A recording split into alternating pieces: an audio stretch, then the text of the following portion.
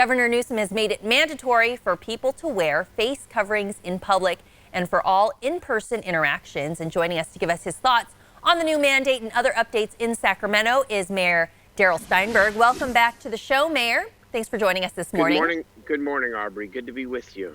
Well, I just said it, and off camera, you showed me you're carrying around your face covering. They're now mandatory for Californians when they're out and about. Do you think making it mandatory was a necessary action? I absolutely do. In fact, I thought about making a mandatory ordinance in Sacramento even a couple of weeks ago, and then sort of the events after George Floyd took the rightful attention of the community. But I think it's absolutely correct. Look, we're coming back, and we're not going back to the stay-at-home orders, I don't think, unless the increases are really dramatic. But the only way we're going to be able to keep more people safe is to do that which is common sense, even if it's inconvenient. And, a mask is not a big deal. And it is just not a foolproof way, but an additional way that we can make sure that that people we love, people we don't know, remain safe in our community. So yes, a mandate is important. It should be followed. We're not going to engage in this strict enforcement and ticket everybody who doesn't have a mask. But I hope there are a few examples set, especially with people who violate the order pretty flagrantly, because it needs to be taken seriously. I agree. Change is hard for a lot of people. And so adapting to something new, putting something on your face, they're a little resistant, but hopefully they do get on board. Now, there is still some confusion since the mandate was made. Clear up and really lay it out. When do Californians need to be wearing a mask? Well, the rule is that when you are indoors in a public place, you have to be wearing a mask. Now, obviously, if you're at a restaurant, you should be wearing the mask until your food is served, and then obviously you can take off the mask. But certainly in work settings, in other indoor spaces where you cannot be at least 6 feet apart, you have to be wearing a mask. When it comes to the outdoors, you only have to be wearing a mask when you're congregating with people in a way that does not allow you to keep 6 feet apart.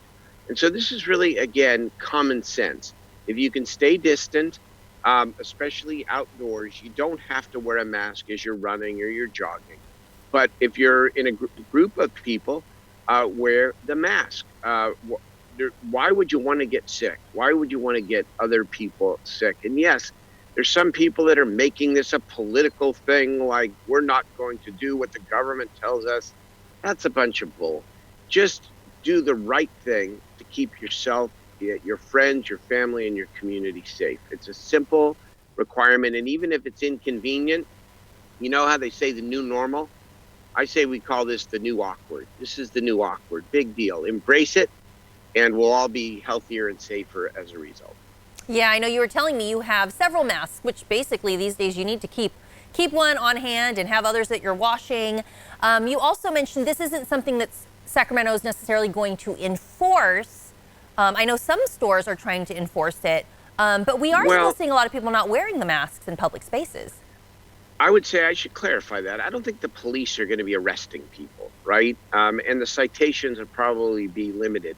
But businesses now have the right and the obligation to not let people into their stores unless they are wearing a mask. And so in that way, yes, the mask requirement will be enforced. But the real pressure should be social pressure. And if everyone's wearing a mask around you, or 80% of the people, and you're not, and you're just doing it because you're trying to defy authority or show that you're not going to go along, I hope that other people will look at you and say, come on, man, put on your mask, because, you're risking not only your own health, but the health of other people as well. And I'm sure you hear it from all sides, but can you share some of the feedback that you've gotten from the community about the requirements? Are more people for it, or are you getting a lot of people that are just like, no way, I don't want to do this? Well, it's funny. We just did a big community poll, a scientific poll, because we wanted to get the community input around how we should spend our $89 million of coronavirus federal relief funds. And we tested this question, and well over 80% of the people said that they favored a mandatory mask requirement. And that really told me all that I needed to know. I get very little feedback from people who say, don't do it. I think there's always a question about enforcement, and we don't want to turn this, we have a law enforcement force that in some ways doesn't have the time to deal with major crimes, a lot of the major crimes. And so we're not going to create the mass enforcement police here. But again, businesses will not let people in. There's social pressure. And I think the thing about a requirement is it sets an expectation.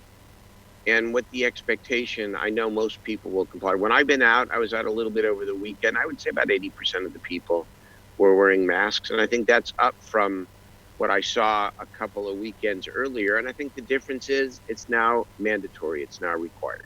What about our business communities? Do you think that it's helping businesses instead of telling customers they need a mask? They don't have to ask them. It's a requirement. So do you think that's helping some of our businesses? I do. I think it helps businesses in a couple ways. Number one, it really sort of takes the pressure off them, right? To decide, well, should I have a mask requirement or should I not? How are my customers going to feel?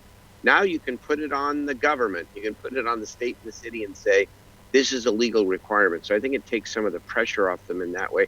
But the other thing is, it is a way to better assure that we're going to be able to keep businesses and restaurants open. And that's the key here, really.